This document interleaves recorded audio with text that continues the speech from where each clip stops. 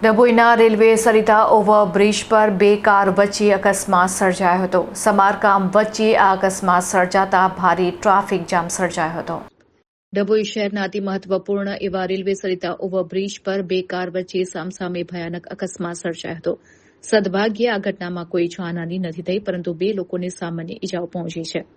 Overbridge પર હાલ સમારકામ ચાલી રહ્યું હોવાથી એક તરફનો રસ્તો બંધ કરવામાં આવ્યો છે અને બંને તરફનો વાહન વ્યવહાર એક જ બ્રિજ પર ડાયવર્ટ કરાતા અકસ્માત સર્જાયો હતો।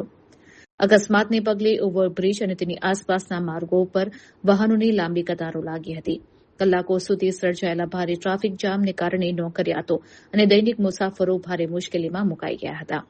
ઉલ્લેખનીય છે કે આ ઓવરબ્રિજ વિશ્વ પ્રસિદ્ધ સ્ટેચ્યુ ઓફ યુનિટી સહિત રાજપીપળા, પોઈચા, કરનાળી અને ચાણોદ જેવા ધાર્મિક અને પ્રવાસન સ્થળોએ જવાનો મુખ્ય માર્ગ છે।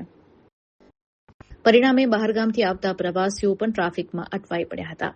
સરિતા ઓવરબ્રિજ તેના નિર્માણથી જ ધીમી કામગીરી અને અવારનવાર સમારકામને કારણે વિવાદોમાં રહ્યો છે।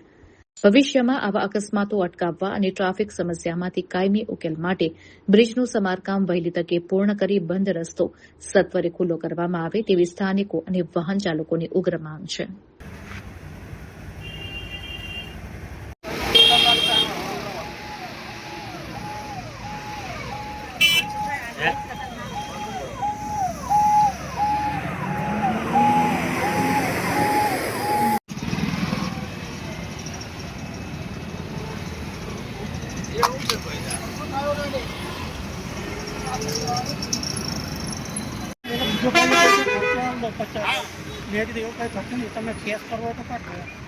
हाँ, ये तो इंश्योरेंस कंपनी वाला।